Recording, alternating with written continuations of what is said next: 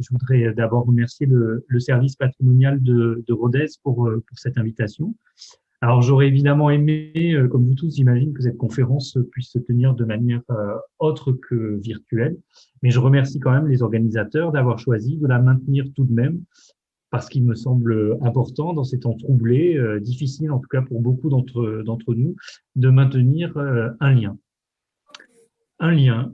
Il en sera justement beaucoup question dans ma présentation de ce soir, centrée donc sur les saints de la ville de Rodez. Ils ont été et ils sont toujours en partie un lien entre le monde terrestre et le monde céleste, mais plus encore entre le passé, celui des origines chrétiennes, et le présent. Ils ont contribué à forger une identité urbaine. Prenons cette image, celle que vous avez sous les yeux, une peinture de l'époque moderne, conservée dans l'église Saint-Amance, qui a été donc proposée par le service patrimoine de la ville pour illustrer cette conférence, avec la légende suivante: Saint-Amance détruisant l'idole Ruth, église Saint-Amance. La scène représentée ici est peut-être connue encore aujourd'hui de certains d'entre vous. Elle représente une légende qui s'est transmise de siècle en siècle. Depuis quand? Pourquoi cette légende a-t-elle changé? C'est à ces questions justement que je tâcherai de répondre ce soir. Mais avant de commencer, je voudrais préciser que cette recherche est le résultat d'une thèse de doctorat en histoire médiévale soutenue à l'Université de Toulouse et qui sera bientôt publiée. Cette thèse portait sur la figure de ceux qu'on considérait au Moyen-Âge comme les premiers évêques du Languedoc, ceux qu'on considérait comme des saints ayant amené et installé le christianisme dans nos régions. Vous avez là une carte des diocèses que j'avais alors étudiés. Les actions de ces personnages, de ces saints, sont consignées dans des récits qu'on appelle des récits hagiographiques, qui sont des documents littéraires qui ont été abondamment produits, copiés et lus pendant les 1000 ans du Moyen-Âge. Je voudrais commencer ce parcours, consacré donc à la seule ville de Rodez, en partant de ce document que vous avez là sous les yeux, qui est conservé ici aux archives départementales de l'Aveyron. C'est un document daté de 1350. Il est particulièrement abîmé, on n'a ni le début ni la fin, et on y trouve consigné une série de témoignages. Ainsi, parmi eux, un certain Jean Fabre, âgé de 45 ans, natif de Castanet, notaire résidant dans le bourg de Rodez depuis 8 ans, répond aux questions qui lui sont posées par les consuls de la ville. Il dit qu'il n'a jamais su que la place du bourg de Rodez avait été autrefois consacrée. Pour lui, cette place est avant tout profane. La preuve, on y vend de la viande, du poisson, du pain, du fromage, sur des étals qui sont en partie couverts. Pour un autre témoin, dont le nom a disparu avec les feuillets qui le portaient, il paraît que des ossements ont été retrouvés sur cette place. Puis on lui demande: depuis quand Rodez est-elle une ville chrétienne? A-t-il entendu parler de l'opinion selon laquelle la place a été consacrée par saint Amance en personne? Lors de ce procès, en fait, les consuls du bourg de Rodez cherchent à prouver que cette place est un lieu de commerce, tandis que l'évêque voudrait montrer que c'est bien un cimetière, le plus ancien et le plus prestigieux de la ville, et qu'il n'est pas question d'y bâtir un édifice destiné au commerce. Comment en est-on arrivé là, donc en 1350, au milieu du XIVe siècle?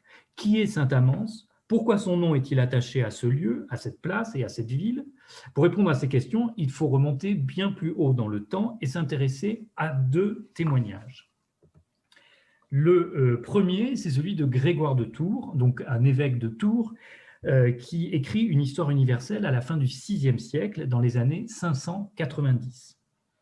Celui-ci raconte qu'au début du VIe siècle, l'évêque de Rodez, Quintien, a dû fuir la ville parce qu'elle était dominée par les Visigoths et que lui soutenait les Francs.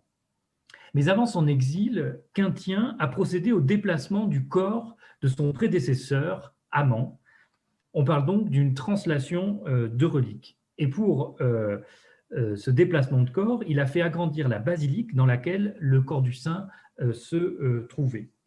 Alors évidemment, il faut certainement identifier cette basilique avec l'actuelle église Saint-Amance de Rodez que j'ai localisée là sur le plan au sud. Vous voyez quand je bouge le curseur? Oui, oui. Très bien. Donc l'église actuelle a été entièrement reconstruite au XVIIIe siècle, mais une nécropole de l'Antiquité tardive y est bien attestée archéologiquement, et cette nécropole s'est développée dès la fin du IVe siècle à l'extérieur des murailles de la cité romaine que vous avez figurée ici. Dans ce secteur, un petit bâtiment a même été fouillé à la hâte dans les années 80, sans qu'on ait d'éléments précis de datation. Il s'organisait autour d'une pièce carrée, précédée d'une série de colonnes. Et quoi qu'il en soit, dès le VIe siècle, il y a bien, autour des reliques de Saint-Amance, une basilique, donc un lieu de culte distinct de la cathédrale, cathédrale qui, elle, n'a pas changé d'emplacement. Mais tout cela, vous allez me dire, on ne nous dit rien de qui était Saint-Amance, quand il a vécu, etc. Pour cela, il faut se tourner vers un autre texte, souvent mentionné, La vie de Saint-Amand, un récit hagiographique donc, qui a été écrit en latin. Je précise tout de suite, et c'est important, que l'auteur de ce texte ne sait pas non plus quand a vécu Amance. Au moment où il écrit la vie de son héros, son souvenir est déjà très flou. Alors d'où vient ce texte? Il est connu depuis longtemps. Au XVIe siècle, un chartreux allemand, Surius, publie le texte, c'est l'édition que vous avez sous les yeux, et déclare qu'il lui semble reconnaître le style de Venance Fortuna, c'est-à-dire un poète contemporain de Grégoire de Tours, donc à la fin du VIe siècle. Cette attribution est ensuite reprise par plusieurs auteurs, et notamment à Rhodes, par Louis Servière, qui au XIXe siècle a beaucoup écrit sur l'histoire ecclésiastique de la ville. Mais à la fin du XIXe siècle, un peu plus tard, donc un grand savant allemand, Bruno Krusch, édite à nouveau cette vie de Saint-Amand de manière critique, c'est-à-dire que pour la première fois, il inventorie tous les manuscrits qui portent ce texte et il reconstitue cette vie d'Amand. Quelques années après, à Bruxelles, un autre très grand savant fait de même. Tous deux refusent cette attribution à Venance Fortuna. Et donc, quand moi-même j'ai commencé mes recherches, j'ai comparé les textes de Venance Fortuna avec cette vie de Saint-Amand, et comme eux, comme ces savants-là, j'ai conclu qu'il n'y avait aucun rapport entre ces textes. Ce qui veut donc dire qu'on ne sait pas qui a écrit ce texte, et donc on ne sait pas quand il a vécu. Alors, plusieurs hypothèses ont été émises. Bruno Krusch, donc le grand savant allemand, dit que le texte date du IXe siècle, donc de l'époque de Charlemagne. Pourquoi? Parce qu'il est impensable pour lui qu'un auteur puisse connaître Virgile avant l'époque carolingienne. En effet, l'auteur de la vie de Saint-Amand a lu Virgile et intègre des extraits de l'Énéide dans son texte. Ce texte, il faut bien le dire, est écrit dans un latin précieux, parfois très difficile à comprendre. Bruno Krusch pensait que c'était impossible qu'un auteur mérovingien, dans une période aussi barbare, soit un tel poète capable de citer l'Énéide. Donc pour lui, ce texte était nécessairement plus tardif de l'époque carolingienne. En vérité, aujourd'hui, on révise ce jugement puisqu'on a la certitude que d'autres auteurs de l'époque mérovingienne connaissaient Virgile et on sait que la période n'a pas été aussi barbare que ce que l'on a longtemps cru. Mais surtout, ce qu'on ne savait pas à la fin du XIXe siècle et que les historiens de Rhodes n'ont toujours pas, n'ont pas connu, en tout cas dans les publications qui ont été consacrées à ce dossier, c'est que en réalité, on a découvert depuis, on a repéré depuis un manuscrit très ancien qui porte une version de ce texte. C'est le manuscrit que vous avez sous les yeux, qui est conservé à Vienne, en Autriche, et qui est daté de peu avant l'an 800, donc peu avant l'époque de Charlemagne. Ce manuscrit, on le sait, a été commandité par l'archevêque Arne de Salzbourg pour avoir une série de vies de saint évêques, peut-être pour l'aider dans sa tâche pastorale, dans les zones germaniques. Dans le cas de la vie d'Amand, le texte a été écourté, et notamment les récits de miracles, et on a ainsi supprimé le prologue qui existait. Après ce manuscrit, il faut mentionner la présence du texte dans le plus ancien légendier conservé du Midi de la France. C'est le légendier de l'abbaye de Moissac dans le Tarn-et-Garonne. Donc un légendier, c'est un recueil de vies de saints.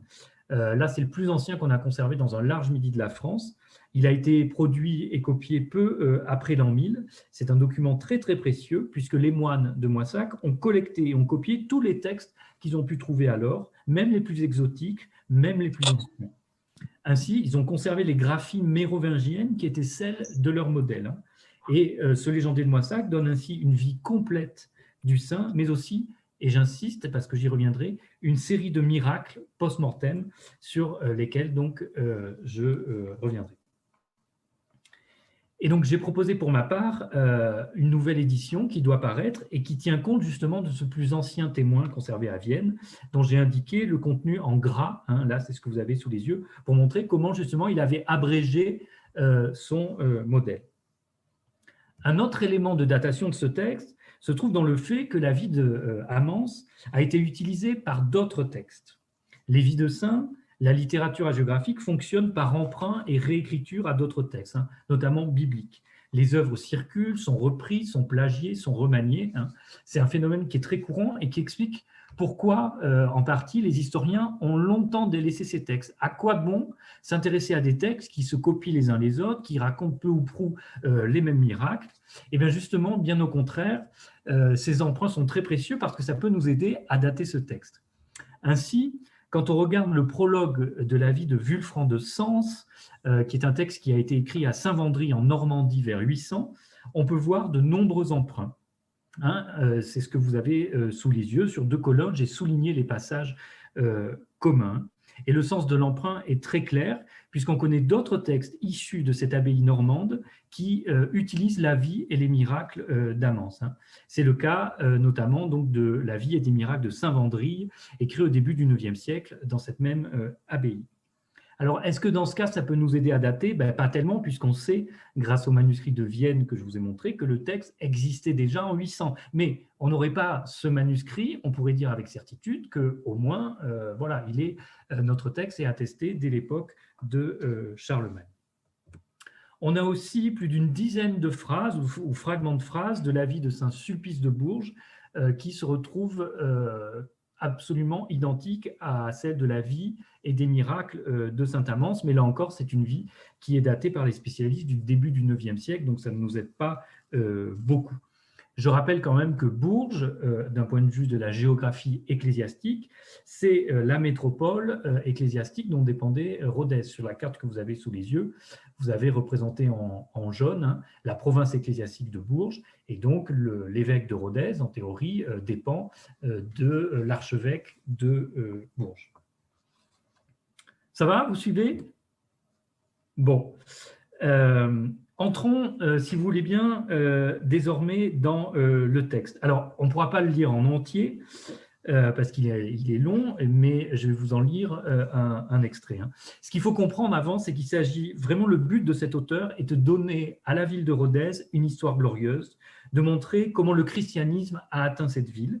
Et le saint est présenté comme le patron de la cité, avec des miracles qui sont riches en informations topographiques. Et c'est ces informations topographiques, notamment, qui vont aider à dater ce texte. Un exemple, je le lis, c'est le texte que vous avez sous les yeux. Il y avait en effet, non loin de la ville, sur une très haute base, une statue élevée. En ce lieu confluait une impressionnante multitude de gentils, c'est-à-dire de païens. Après avoir sacrifié des animaux aux démons ou à leurs morts, tandis que rassasiés par les festins et remplis de vin, ils chantent à tue-tête, le très bienheureux évêque arrive. Il essaie de détourner les impies du crime de sacrilège. Le peuple séditieux s'enflamma alors de fureur et sortit tous ses aiguillons pour faire tort au saint homme, alors que lui rejoint sa cellule, se prosterne à terre, se répand en pleurs féconds pour ses ennemis, redouble de profonds soupirs en faveur de ses adversaires. Soudain, le jour se couvre de nuages, apportant aussitôt la mort par le diable. Un coup de tonnerre éclata dans un fracas terrible et frappa la statue de ces misérables, la divisa et la dispersa. La divinité de pierre de ces sacrilèges est emportée dans les airs. Le tourbillon de la tempête vengeresse la précipita de divers côtés, si bien que maintenant la rivière Lauterne en retient une partie, la rive du fleuve Aveyron une autre partie, pour conserver pour toujours le témoignage de cette puissance, et un champ ouvert retient une autre partie, loin de la ville, donnant à voir le produit d'un tel miracle, l'offrant à l'admiration et le représentant à la mémoire. Alors, il y aurait beaucoup de choses à commenter, mais je pense que vous avez tout de suite remarqué que c'est un texte qui est très bien écrit. Enfin, ça n'est que la traduction française, mais c'est vraiment un texte poétique écrit par un auteur de talent. Et c'est exactement la scène que je vous ai lue qui est représentée sur l'image dont on a parlé au début. vous voyez que l'idole ne s'appelle pas du tout Ruth, mais dans le texte originel, c'est une statue anonyme. La religion des païens est ici clairement décriée et représentée de manière extrêmement négative.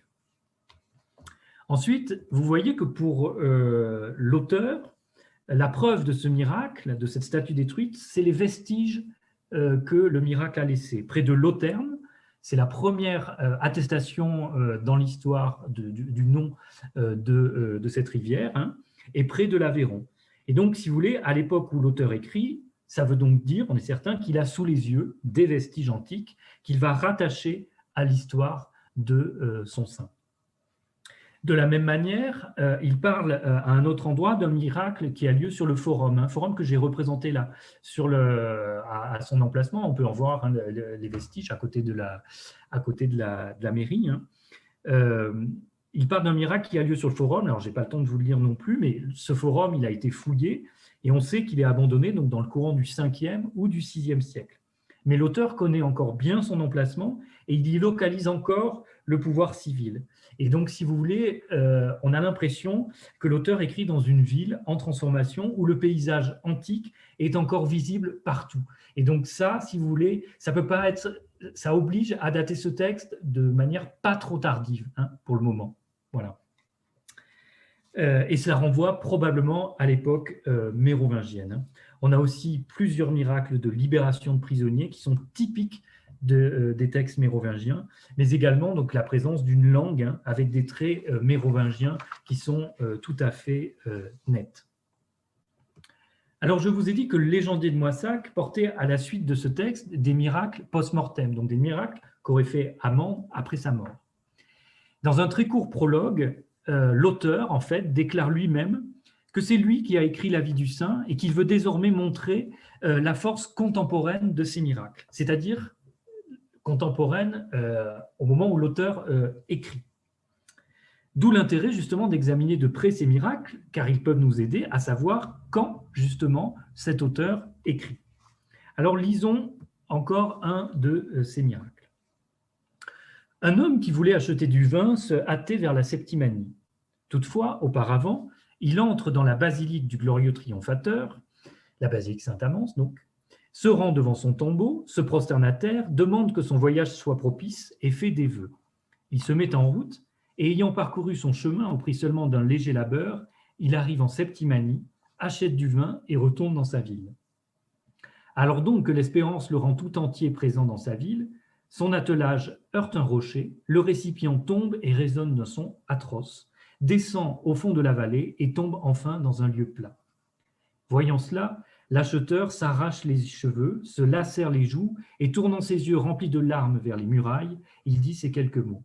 « J'ai quitté ma ville sous ta conduite, très bienheureux pontife. Sous ta conduite, je suis allé en des lieux extérieurs. Voici que je suis abandonné de toi, mené hors des frontières de ma patrie, écrasé par la lourde masse des épreuves. » Quand il arriva sur place, en pleurs, il vit subitement que par un stupéfiant miracle, le récipient était entier et plein de vin, et il comprit que le patron dont il déplorait l'absence avait été présent par sa rayonnante puissance. Alors derrière ce récit haut en couleur, il y a tout d'abord une réalité économique qui est que quand on est à Rodez, pour acheter du vin, ou au moins du bon vin, il faut aller en Septimanie, c'est-à-dire donc sur la côte languedocienne. Et là, si vous voulez, la circulation des produits méditerranéens, notamment dans des amphores, alors au début j'hésitais à traduire ce récipient par amphore, mais c'est probablement cela qu'il faut comprendre, Et la circulation des produits méditerranéens est bien attestée dans nos régions jusqu'au début du 8e siècle. Et donc là, il y a clairement un autre indice de datation. A priori, on a un auteur qui écrit avant le début du 8e siècle. Il y a cette mention de Septimanie, qui montre bien que partant de Rodez et allant vers le sud, on change d'espace politique pour l'auteur. Et le seul autre auteur qui emploie le mot avant l'époque carolingienne, c'est Grégoire de Tours qui écrit justement à la fin du VIe siècle, toujours pour désigner cet espace de frontière. Cet espace de frontière, vous l'avez ici, donc vous avez le diocèse de Rodez qui est là, et puis en vert, le royaume visigothique, hein, puisque donc la Septimanie, c'est la partie gauloise du royaume visigothique qui, lui, hein, se déploie dans la péninsule ibérique. Donc clairement, hein, notre marchand part de Rhodès et va en Septimanie, donc probablement acheter du vin qui vient du commerce méditerranéen. Ce terme de Septimanie est très intéressant parce qu'on sait que jamais il n'est employé dans les sources du royaume wisigoth pour désigner donc l'espace gaulois du royaume de Tolède. Dans ces sources visigothiques, seule Gallia est utilisée pour désigner cette province. Le terme de Septimanie est uniquement employé dans un milieu franc. Et donc, cette mention de Septimanie dans les miracles pourrait être une indication sur le milieu où le texte a été rédigé, donc un milieu plutôt franc. Rappelez-vous de cet évêque quintien dont j'ai parlé, qui, selon Grégoire de Tours, avait été expulsé de Rhodès en raison justement de son amour pour les Francs. Rappelez-vous aussi que c'est lui, Quintien, qui a procédé à la translation des reliques du saint. Cette translation, ce déplacement du corps, fait justement l'objet d'un récit de miracle dans ces miracles de Saint-Amand, dans lequel on montre la concorde entre les habitants, tous unis derrière leur saint patron. Alors qu'on sait très bien, je vous l'ai dit, grâce au témoignage de Grégoire de Tours, qu'au contraire, les tensions ont été très fortes à Rhodès entre les partisans des Francs et les partisans des Visigoths. Elles ont été si fortes qu'un évêque a été obligé de s'enfuir de sa ville. Et c'est justement là une des fonctions de la géographie, de ces récits, c'est-à-dire de raconter une histoire qui efface les aspérités, les difficultés, qui masque les tensions qui ont pu avoir lieu dans la vie. Un dernier miracle illustre parfaitement, je crois, ce point. C'est le dernier que je lirai de ce dossier. Mêlés dans le combat, alors que les sauvages marcomans assaillaient les Zoètes et qu'ils avaient largement couvert toute la province ruthéne d'un nuage de guerre, ils avaient fait le siège de la cité. En champion très courageux, notre évêque se leva pour venger ses serviteurs, et il frappa tout ce peuple d'une seule et même crainte, si bien qu'il s'en alla et qu'il prit la fuite avec un effroi équivalent à la ferveur avec laquelle il avait pris les armes en arrivant. En effet, comme les chefs de ce peuple très courageux étaient entrés selon la coutume dans la basilique pour demander le succès de leurs affaires, ils se dirigent vers le tombeau et par un miracle d'une puissance inouïe, aussitôt les voiles qui entourent le sépulcre se gonflent d'un côté à l'autre comme s'ils étaient agités par des fouets. Un abondant suintement s'écoule du tombeau et le voile sacré du tombeau est secoué dans un mouvement miraculeux. Les chefs se prosternent au sol, demandant le retour au lieu de la gloire. Ils décident de fuir et retournent dans leur patrie en masse dense. 3 ans plus tard, enflammés par la même fureur qu'avant, ils viennent en sévissant d'une même folle sauvagerie, puis rentrent chez eux, avertis par ce même miracle, et fuient, frappés de cette même terreur. Alors là aussi, je pourrais commenter ce texte pendant des heures. Il y a vraiment des réminiscences virgiliennes, hein, de Virgile, hein, de l'Énéide. Hein, le nuage de la guerre au tout début, c'est une expression en fait, qu'on trouve intacte, telle quelle chez Virgile. Le problème majeur pour comprendre ce texte, c'est d'identifier qui sont ces sauvages marcomans et qui sont ces Zoètes. Des Zoètes, ça n'existe pas. Pourtant, c'est bien ce qui est écrit dans le manuscrit de Moissac, qui est le seul à nous conserver ce texte. Alors, il est possible que ce soit le copiste du manuscrit qui ait mal compris ce qu'il avait sous les yeux et qu'il faille donc comprendre plutôt des Goths, hein, Zoètes pour Gothos, des Goths. Ou alors c'est l'auteur du texte hagiographique lui-même qui a décidé de transformer les Goths en Zoètes.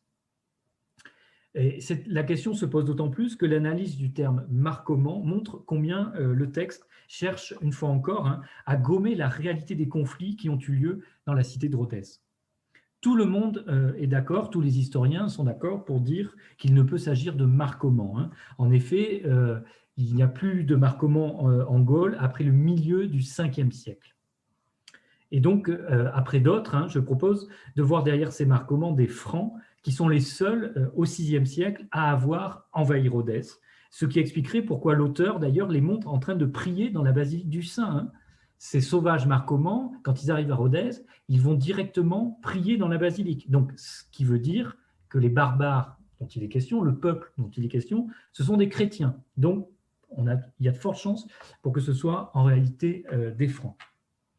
Et plus exactement, pour des raisons que je ne vais pas détailler longuement ici, parce que je n'ai pas envie de vous perdre, cette expédition franque pourrait correspondre à l'année 532, durant laquelle on sait que les rois Gonthier et Théodebert ont été envoyés par leur père Thierry pour reconquérir les terres que les Goths avaient réoccupées.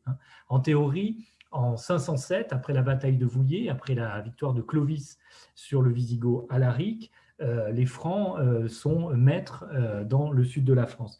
Mais en réalité, on sait par Grégoire de Tours qu'il a fallu plusieurs campagnes pour que ces cités deviennent totalement franques.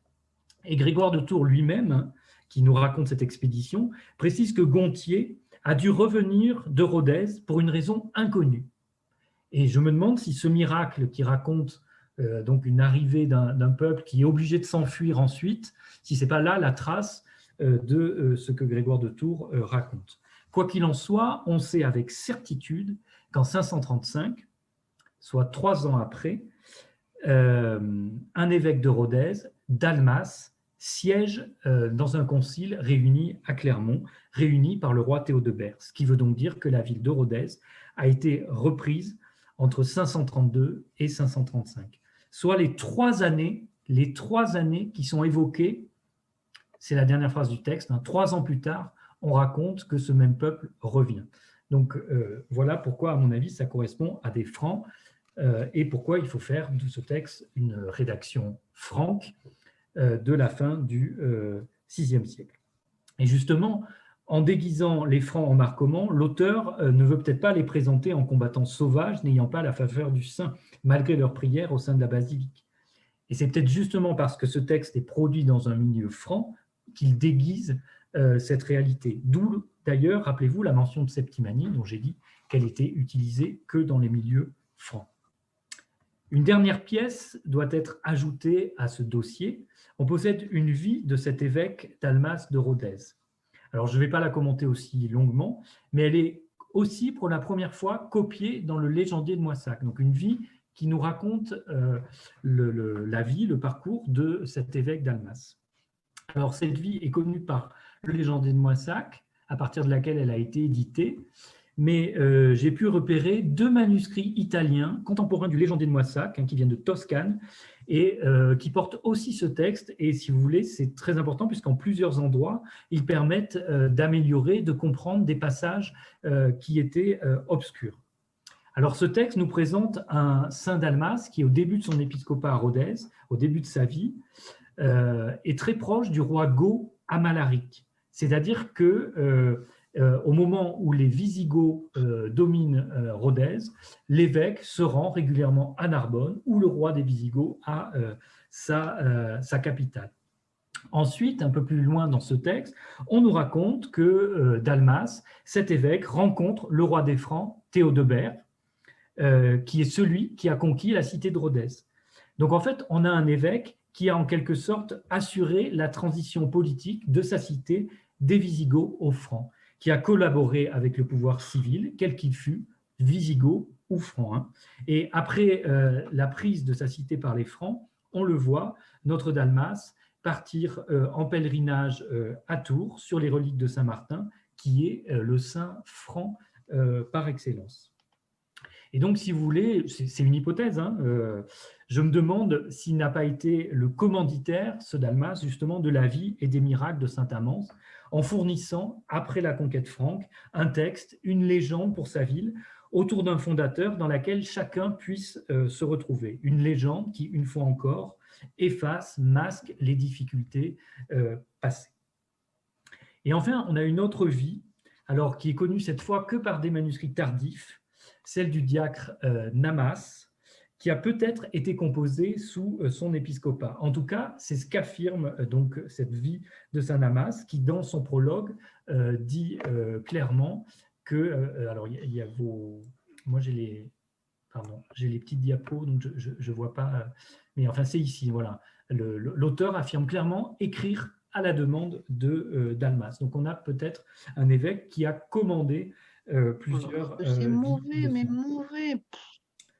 Alors, je vais m'arrêter là pour le Haut Moyen Âge, mais je pense que vous l'avez compris, ces textes hagiographiques, hein, clairement mérovingiens, sont particulièrement précieux et ils sont très riches dans un large midi de la France où on a peu de choses sur ces périodes dites barbares. On a vraiment une éclaircie assez importante pour Rodez. Surtout, une fois que ces textes ont été écrits, ils ont été au fil du temps copiés. Et quiconque donc s'est ensuite intéressé au passé de Rodez s'y est référé. Le temps passant, ils ont été à plusieurs reprises réécrits. Ainsi, on connaît par exemple une vie occitane de Saint-Amance, hein, qu'on a du mal à dater, mais qui remonte peut-être au XIe siècle. Hein. Et dans les autres siècles du Moyen Âge, la relation entre la ville de Rodez et ses saints n'a cessé de s'affermir. Comment? D'abord parce que les saints sont un enjeu de pouvoir. Ils attirent du monde hein, qui croit en leurs miracles. Ceux qui entretiennent leurs reliques en tirent des bénéfices financiers, hein, mais aussi et peut-être avant tout en termes de prestige. C'est aussi pour cette raison que les pouvoirs laïcs s'y intéressent. Ainsi, le patronage comtal, donc le comte de Rodez, autour de la basilique Saint-Amance, est attesté dès le XIe siècle. Clairement, en termes de religion, à Rodez, l'avantage sacral va à la basilique, hein, et c'est l'héritage de l'Antiquité paléochrétienne, hein, puisque donc autour de ce lieu s'était développé le plus important cimetière de la ville, et donc il remontait en effet à l'Antiquité. Et petit à petit, dans Rodez se créent donc deux pôles de pouvoir, le comte autour de Saint-Amance, dans le bourg, et l'évêque autour de la cathédrale, dans la cité. On a ainsi des monnaies, hein, des comtes de Rodez du XIIe siècle, hein, qui portent, c'est celle que vous avez sous les yeux, je ne sais pas si vous voyez, qui portent les lettres, donc vous avez une croix ici, puis vous avez D, S, A, ce qui veut dire denier de Saint-Amand, hein, qui utilise donc clairement la figure du premier évêque hein, pour ancrer son pouvoir dans l'espace de la ville de Rodez face à l'évêque. En 1161, au XIIe siècle, un accord appelé commun de paix est passé entre le comte et l'évêque. Il entérine et ancre pour longtemps le double espace urbain de la ville de Rodez. Il est décidé que l'évêque est maître de la cité, tandis qu'au comte revient le contrôle du bourg et de l'ensemble des murailles. De plus, le comte doit recevoir la couronne comtale de l'évêque lui-même et lui jurer fidélité. Inversement, à chaque fois qu'un nouvel évêque est élu, la ville doit être rendue symboliquement par lui au comte avec ses clés. Et le comte a le droit de faire flotter son étendard pendant 3 jours sur Rodez. Le comte fait construire une enceinte autour de son bourg, attestée de manière certaine au début du XIIIe siècle. Et comme il y a deux seigneurs, du coup, dans la ville de Rodez, le comte d'un côté, l'évêque de l'autre, par conséquent, deux communautés urbaines naissent. Parce que les bourgeois ont dû négocier leurs droits auprès des deux seigneurs. Et donc naissent un consulat du bourg et un consulat de la cité. Entre les deux espaces, entre ces deux municipalités au sein d'une même ville, est réservée une zone tampon hein, qui est dénuée d'habitation, qui est souvent contestée et où un hôpital hein, s'est installé à la fin du XIIe siècle et on l'appelle l'hôpital du Pas pour l'hôpital du Passage. Les évêques sont tout naturellement ensevelis dans la cathédrale et l'abbaye Saint-Amance, la basilique de l'Antiquité tardive, est devenue une abbaye hein, qui garde pourtant les reliques du plus précieux, du plus illustre des évêques, ne réclame pas, comme ça peut être le cas dans d'autres villes, la dépouille de ces derniers. Et donc on se retrouve dans une situation qui, à nos yeux de modernes contemporains, pourrait paraître paradoxale, que l'évêque n'a pas accès aux reliques, ne contrôle pas directement les reliques de ses plus glorieux prédécesseurs, des saints qui ont amené, selon tous ces textes, le christianisme dans la ville. Et donc, les conflits sont récurrents entre le comte et l'évêque, surtout au XIIIe siècle. Hein, et un des enjeux majeurs de cette ville double est aussi économique, hein, compte tenu de l'importance du contrôle des foires et des marchés. En 1315, on sait que des représentants de l'évêque se sont immiscés dans le bourg un jour de foire. L'affrontement entre les représentants de l'évêque et des soldats du comte a fait 14 morts, ce qui a obligé l'évêque à excommunier le comte et à jeter l'interdit sur l'ensemble du bourg. Et donc un paréage, donc encore un accord, est signé entre l'évêque et le comte, et on délimite avec des bornes qui après ont été régulièrement déplacées les différents espaces contrôlés par l'un et par l'autre. Et si vous voulez, il a fallu pour le Moyen-Âge la menace de la guerre de 100 ans pour conduire les deux parties de la ville à s'unir pour se fortifier. Durant ce temps, le corpus hagiographique de Saint-Amand s'est enrichi de nouveaux miracles. Vous avez là un manuscrit du XVe siècle qui est conservé à la médiathèque à Rodez, qui est inédit encore, qui contient des sermons qui relatent les miracles qu'a fait Amance. Alors, beaucoup de ces sermons sont en fait des réécritures des textes mérovingiens et adaptés à un auditoire de la fin du Moyen-Âge. Par exemple, le récit du marchand qui était parti en Septimanie, ça ne parle plus à personne du tout au XIVe et au XVe siècle, la Septimanie à Rodez. Donc le récit est réécrit et le mot enlevé, on dit que la personne est simplement allée à Béziers, ville connue. Et surtout, à Rodez, les autorités municipales s'emparent de la figure du saint. Une confrérie Saint-Amance est créée en 1332. De nombreux consuls, donc ce sont les autorités municipales, si vous voulez, dont la maison commune d'ailleurs est installée juste à proximité de l'abbaye, de nombreux consuls se rassemblent dans cette confrérie Saint-Amand. Et dès 1313, lorsqu'on dresse l'inventaire des reliques de Saint-Amand, ce sont les consuls qui sont présents, et on a plusieurs documents de ce type qui montrent les autorités municipales veiller au bon entretien des reliques de Saint-Amand et de Saint-Dalmas d'ailleurs, puisque les reliques de Dalmas sont aussi à cet endroit-là. Et donc, en quelque sorte, les évêques, les évêques sont dépossédés des reliques de leurs prédécesseurs qui sont aux mains du monastère Saint-Amand et des consuls du bourg. Mais les évêques, eux, s'enorgueillissent quand même de posséder les reliques de la Vierge à qui la cathédrale est dédiée. Surtout, à la fin du Moyen-Âge, la cathédrale se rattache à une autre légende, la légende de Saint Martial. Saint Martial, c'est le premier évêque de Limoges, que des textes, depuis l'époque carolingienne, mentionnent comme étant un contemporain des apôtres et raconte qu'il aurait amené les reliques de la Vierge dans la cité de Rodez lorsqu'il l'a évangélisée. C'est en tout cas ce que raconte en 1342, c'est le texte que vous avez sous les yeux, qui est conservé aussi aux archives départementales de l'Aveyron, une bulle du pape Clément VI, donc, qui indique que c'est Martial qui a fondé le christianisme à Rodez. Donc une autre légende.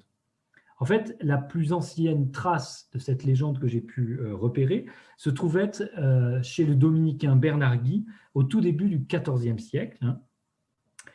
Il indique dans un de ses ouvrages que Véronique et Amadour, qui accompagnaient Martial dans sa prédication au 1er siècle, donc il en fait des contemporains du Christ et des apôtres, sont venus avec une paire de souliers de la Vierge en Gaule et que Martial a déposé ses souliers, l'un dans la cathédrale du Puy, donc en Haute-Loire actuellement, et l'autre à Rodez. En réalité, le culte de Saint Martial à Rodez est bien antérieur au début du XIVe siècle, c'est-à-dire au moment où Bernard Guy, pour la première fois, fait de Martial l'évangélisateur de Rodez. On sait qu'il y a une chapelle Saint-Martial dans la cathédrale de Rodez depuis le milieu du XIIIe siècle au moins. Quant aux reliques de la Vierge qu'aurait apporté Saint Martial, elles apparaissent aussi pour la première fois à la fin du XIIIe siècle, en 1275, dans le récit de la chute du clocher de l'ancienne cathédrale. Et on sait qu'une chapelle de la cathédrale, dès 1246, donc au milieu du XIIIe siècle, est dédiée au Saint Soulier, qui est cette relique que Martial aurait amenée, ce qui invite donc sérieusement à s'interroger sur la source qu'a pu connaître Bernard Guy, qui a très bien pu être une source plus ancienne qui venait de Rodez, sans qu'on puisse faire remonter, là pour le coup, la naissance, la fabrique de cette légende à une date précise. Et ce saint soulier, qui est dans la cathédrale, apparaît comme une preuve matérielle de cette légende à une époque où, justement, on l'a vu, à quelques mètres de là, les reliques du saint évêque fondateur Amand font l'objet de toutes les attentions, et notamment de celles des consuls du bourg, contre lesquels les évêques de Rodez ont lutté pour affermir leur autorité. Il est temps de conclure ce rapide parcours. Dans la longue durée, cette topographie et cette situation politique de Rodez, si particulière, son organisation double durant tout l'Ancien Régime, ne s'explique finalement que par la localisation des reliques. Les légendes qui se sont mises en place dès l'époque mérovingienne ont durablement marqué le paysage urbain et partant l'identité même de la ville de Rodez. Alors revenons, si vous voulez bien, au procès de 1350, pour écouter les habitants de Rodez parler de leur passé. Tout près de l'église Saint-Amand, où se déploie donc l'activité religieuse des conciles du bourg, la place du bourg fourmille d'activités sur l'étendue de l'ancien cimetière formé autour du corps de Saint-Amand. En 1350, donc 35 ans après cette foire sanglante qui avait conduit au pareage signé entre le comte et l'évêque en 1316, les tensions entre la cité épiscopale et le bourg marchand ne se sont pas dénouées et la mémoire hagiographique est entrée au tribunal. Refusant que soient construits des bâtiments destinés au commerce, l'évêque invoque le caractère sacré de cette place du bourg, lieu de mémoire des origines chrétiennes du diocèse, évangélisé par saint Amand. Face à lui, il a les consuls du bourg qui chérissent les reliques de saint Amand, mais qui, dans l'intérêt de leur bourg, cherchent à le dynamiser encore en offrant des infrastructures pérennes à une place commerciale.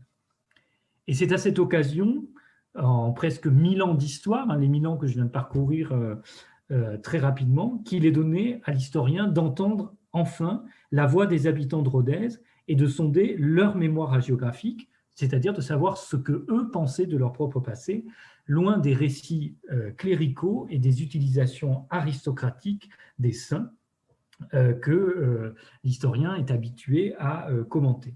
Ce document que vous avez sous les yeux est absolument exceptionnel. Je n'en connais pas d'équivalent, en tout cas dans un très large midi de la France. On demande aux habitants de Rodez quelle est cette place, quel est votre passé, comment le christianisme est arrivé à Rodez.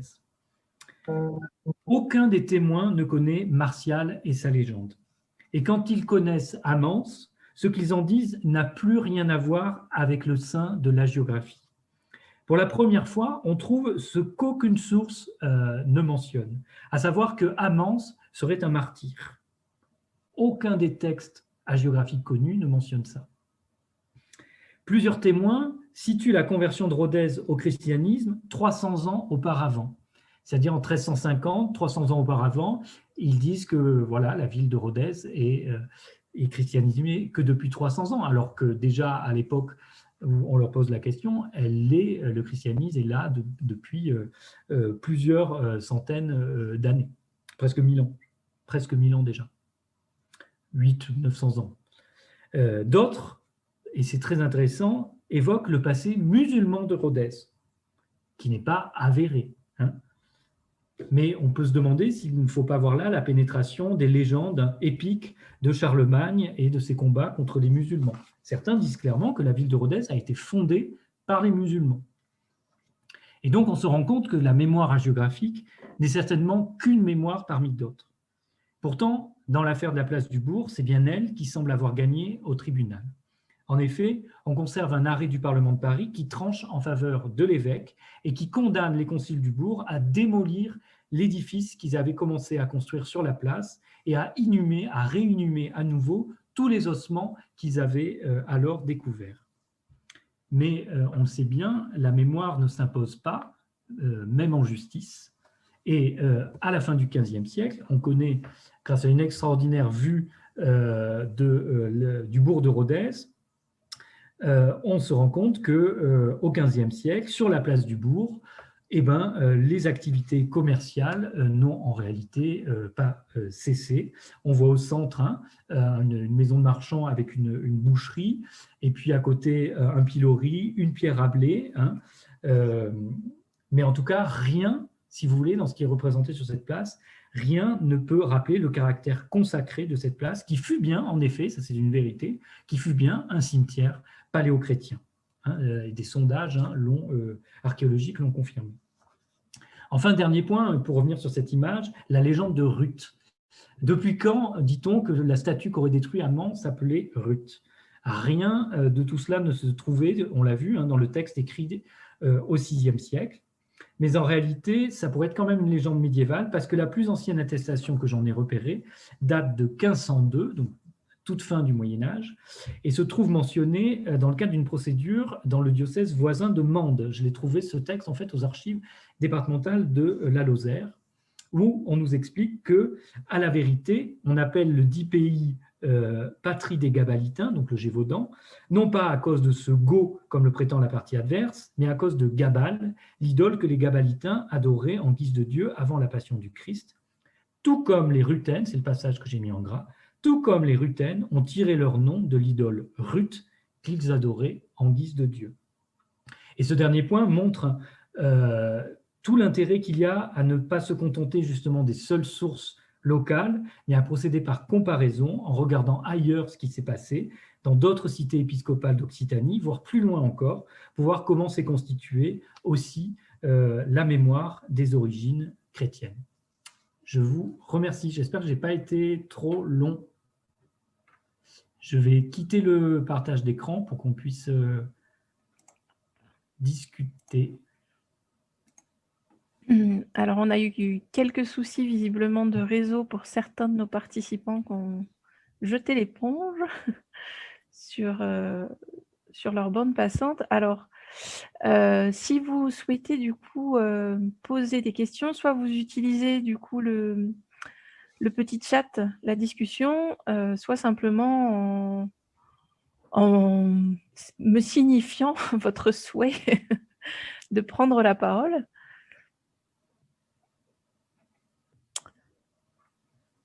Alors, c'est bien parce qu'on a eu du monde à arriver en cours de conférence. En tout cas, déjà, je peux vous remercier pour la qualité de votre intervention et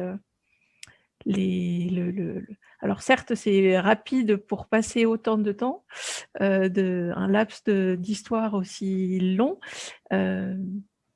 mais voilà, il y a plein de choses à noter, enfin voilà, à enregistrer dans ces éléments.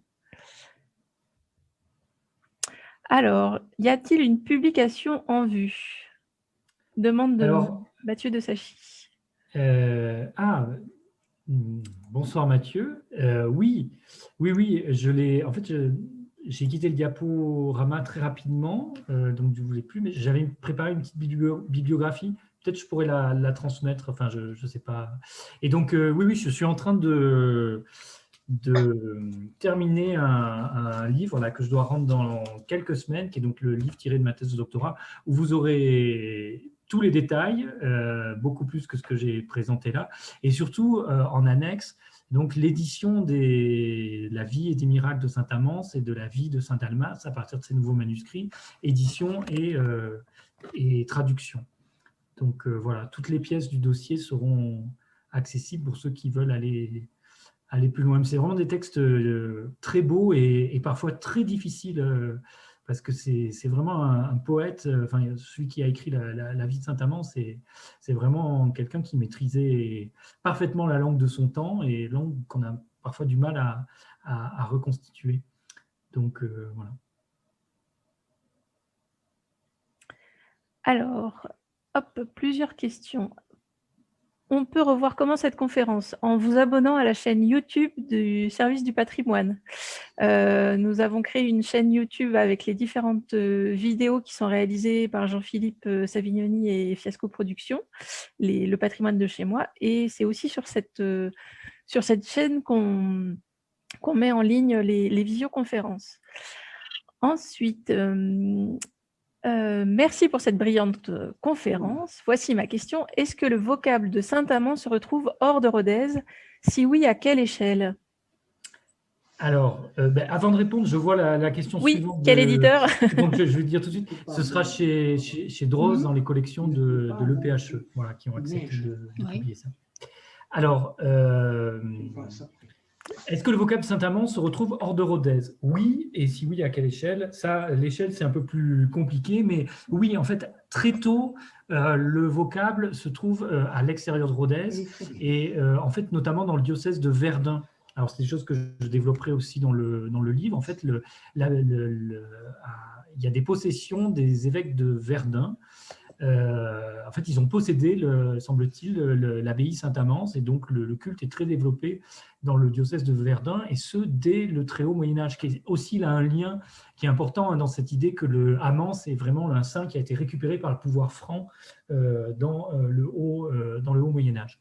Après, en dehors du diocèse de Rodez, on a quelques églises dédiées à Saint-Amand, mais ce n'est pas un culte qui est particulièrement développé, comme peut l'être Saint-Saturnin de Toulouse, par exemple. Et après, le problème des églises qui portent le nom de Saint-Amand, c'est que c'est très dur de savoir quand est-ce qu'elles ont été fondées et depuis quand elles portent ce nom. Donc, c'est dur. Si vous voulez, en fait, moi, dans mes recherches, j'ai pour le moment mis de côté toutes ces données-là parce que je ne voyais pas comment méthodologiquement elles pouvaient me servir, parce que chronologiquement, on a du mal à les placer dans le temps. Mais oui, il y a des traces d'un culte à Saint-Amand dans les diocèses environnant Rodez. Il y en a une trace, pardon, je crois, dans la vie de Didier de Cahors. Donc, dès le 7e siècle, on sait qu'à Cahors, je crois, il y a une église dédiée à Saint-Amand. Voilà, je n'ai plus tous les éléments en tête, mais tout ça sera écrit dans le livre. Les reliques retrouvées dans l'église Saint-Amand ont-elles été expertisées? Eh bien, là, ce n'est pas à moi de répondre à cette question. Et j'ai très envie de passer la main à Diane. Oui, je prends la main. Bonsoir, excusez-moi de vous avoir rejoint un peu en retard. Je suis désolée d'avoir raté le début, mais je regarderai ça après, puis j'espère qu'on aura l'occasion de se rencontrer prochainement. Concernant les reliques qui ont été retrouvées dans l'église, non, elles n'ont pas fait l'objet pour l'instant d'une expertise. Une expertise de reliques, c'est une question complexe et puis surtout pluridisciplinaire. Qui doit vraiment faire l'objet d'une recherche concertée en convoquant plusieurs disciplines. J'en veux pour exemple ce qui s'est fait il y a quelques années autour des reliques de Saint-Fleuret à Estaing, qui nous fournissent un cas particulièrement intéressant parce que là, justement, il y a eu tout un travail des historiens qui se sont penchés sur les textes hagiographiques, croisés avec une analyse des ossements conservés dans les reliquaires, et puis finalement aussi avec une datation au carbone 14. Mais la seule datation en tant que telle ne fournit que la datation d'ossement, en fait. Et il faut bien le croisement des différentes disciplines et des différents domaines de recherche pour pouvoir répondre à ce type de questions. Donc, c'est un chantier scientifique qui n'a pas encore été entamé sur les reliques. Ce qu'on peut en dire, c'est qu'elles sont conservées dans des reliquaires qui sont postérieurs à la Révolution, en fait, qui datent de la période du Concordat. Quand on a rouvert les églises au culte, mais effectivement, Estaing est un bon exemple du fait que même dans des reliquaires du 19e siècle, ce qui était le cas à Estaing, on peut trouver effectivement des ossements très anciens, donc des reliques très anciennes.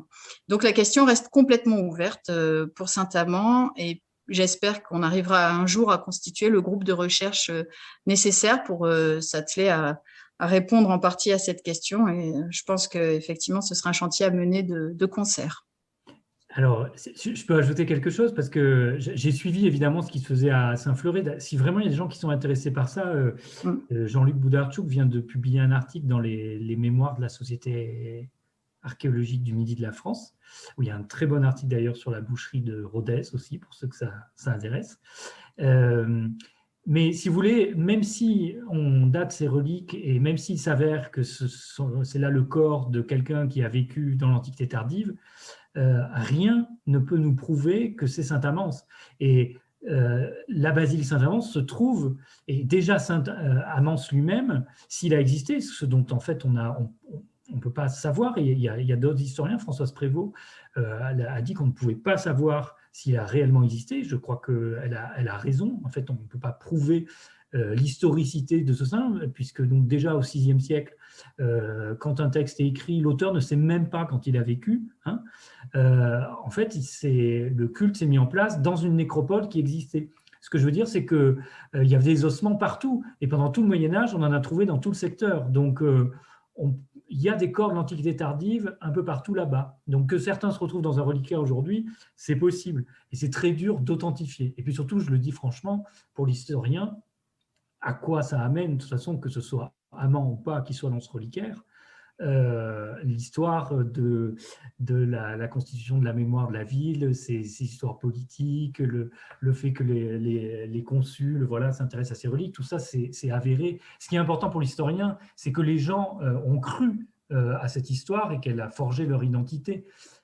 Donc oui, les analyses de reliques, ça peut être intéressant, mais à condition de ne pas les utiliser pour chercher une historicité qui est finalement très dur à montrer. Enfin, c'est mon point de vue en tout cas.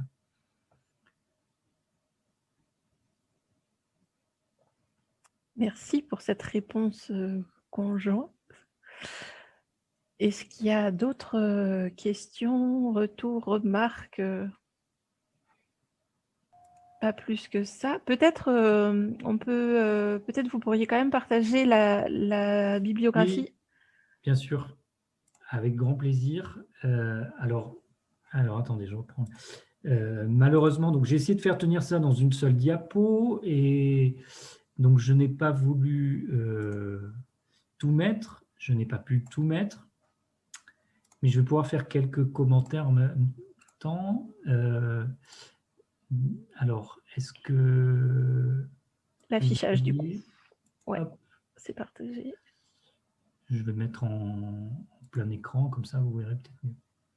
Alors, donc j'ai mis là les références pour Mathieu de Sachi qui m'a demandé donc de l'ouvrage à paraître.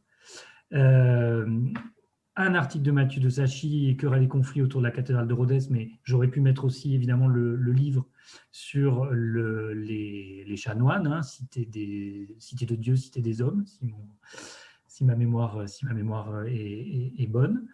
Et j'ai mis un article de Judicaël Petrovic qui est très intéressant sur la place du bourg, mais en réalité, il y en a un autre qui est en ligne et qui est paru tout récemment sur les statuts du bourg et de la cité, et qui est donc disponible en ligne, et ce qui est quand même très, très pratique, surtout en ces temps confinés, si vraiment on a envie de lire sur cette histoire. Et je signale en particulier l'article de Françoise Prévost, qui est aussi en ligne, sur l'utilisation de la mémoire du passé à travers quelques vies de saints aquitains, qui m'a mis sur la piste d'un certain nombre de choses que je dis là sur les Francs et les Visigoths, même si, en creusant, évidemment, après, j'ai des points de désaccord avec elle, mais ça, c'est le jeu et le plaisir de la science historique. Puis surtout, en fait, elle a travaillé sur les éditions qui existait à la fin du IXe siècle et donc qui ne connaissait pas notamment ce manuscrit qui est conservé à Vienne, qui vraiment est très très précieux et qui nous prouve absolument qu'on a là un texte qui est antérieur à l'époque carolingienne. La carte archéologique de la Gaule pour l'Aveyron, très riche, très précieuse en différentes informations. Et l'histoire de Rodez, je trouve, dirigée par Ange Albert en 81, qui est toujours excellente. Enfin, le chapitre sur le Moyen-Âge qui a été rédigé, je crois, par Bousquet, d'ailleurs.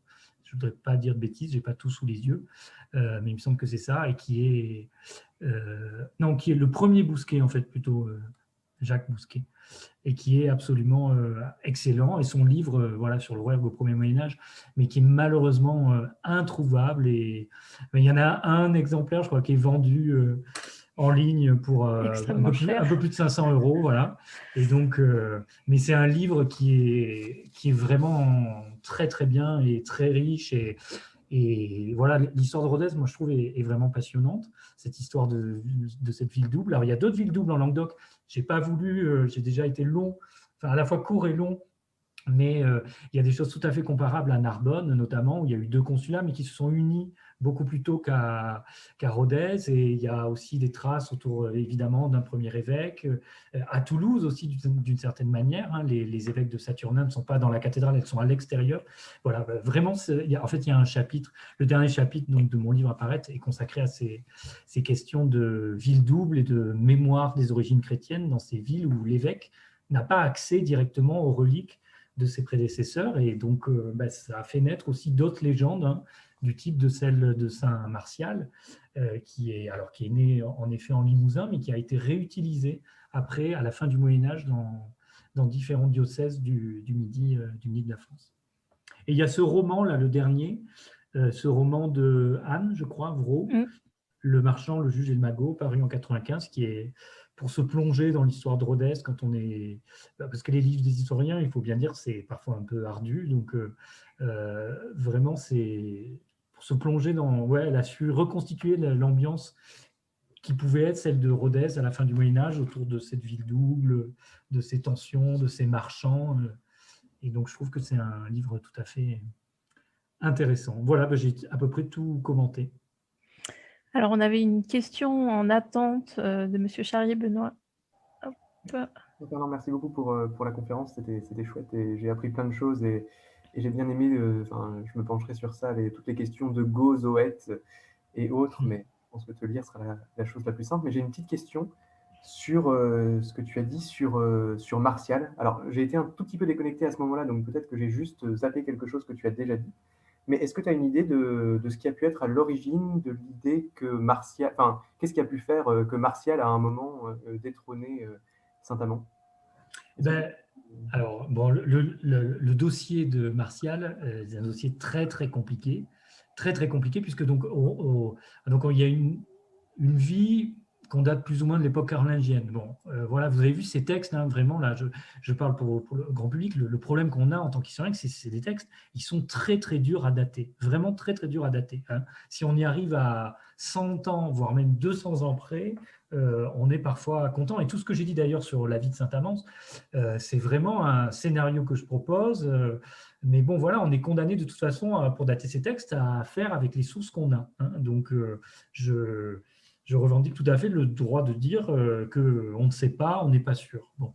Donc, il y a une vie de Martial de l'époque carolingienne, qui est ensuite réécrite, notamment par donc un moine de Limoges, Adhémar de Chabannes, hein, qui en fait donc un contemporain des apôtres. Et déjà à l'époque, cette histoire passe mal, et donc c'est très compliqué, personne ne le croit. Et bon, bref, il y a tout un dossier qui est passionnant, mais c'est un texte qui est toujours inédit, enfin, qui n'a pas d'édition critique. Hein, qui a été édité seulement, je crois, au XVIe siècle. Enfin, vraiment, même moi, quand j'ai commencé à m'intéresser à Saint-Amand, avec ce qu'avaient fait les bollandistes et les MGH, j'avais des textes quand même assez solides. Là, pour Martial, on ne sait pas trop. Donc, c'est pour ça que c'est un peu difficile. Et dans cette légende tourne uniquement autour de Limoges. Hein. Elle ne concerne pas les autres diocèses.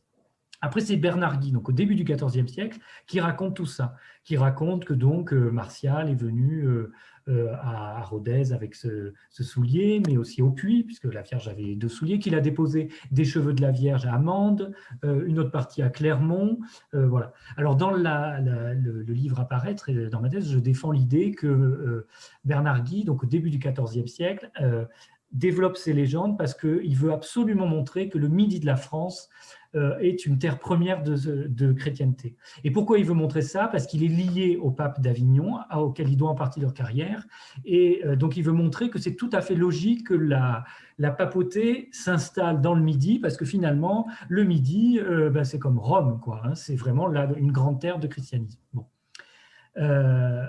Mais en même temps, quand j'ai regardé de plus près,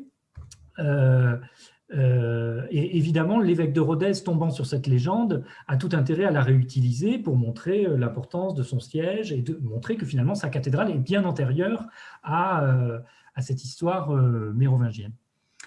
Mais en fait, en réalité, quand on regarde de près, les traces d'un culte à Martial et d'un culte à la Vierge et d'un culte à ce saint soulier remontent au XIIIe siècle.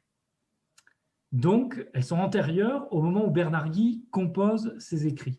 Le problème, c'est que je n'ai pas de traces, on n'a pas de vide martial, on n'a pas d'autres traces qui racontent cette légende. Et donc, quand même, maintenant, en connaissant un peu mieux le travail de Bernard Guy, je sais que Bernard Guy invente rarement et qu'il a souvent des textes sous les yeux ou des légendes qu'il a repris. Donc après, de quand date exactement cette légende, c'est très dur à dire. Franchement, c'est très dur à dire. 12e siècle, c'est possible, 13e siècle, enfin voilà, c'est vraiment difficile. Et à Toulouse, en fait, il se passe quelque chose de tout à fait commun, puisqu'on raconte que Martial a amené les pierres de la lapidation dans la cathédrale, ce qui permet d'expliquer que la cathédrale a des reliques qui remontent à l'époque apostolique, à l'époque des tout premiers chrétiens, et donc avant Saturnin. Voilà. Donc, on a du mal à savoir, là, pour le coup, quand on a des textes, c'est bien, mais quand on n'en a pas, c'est difficile et il faut être, du coup, très, très prudent. Merci beaucoup. Je t'en prie.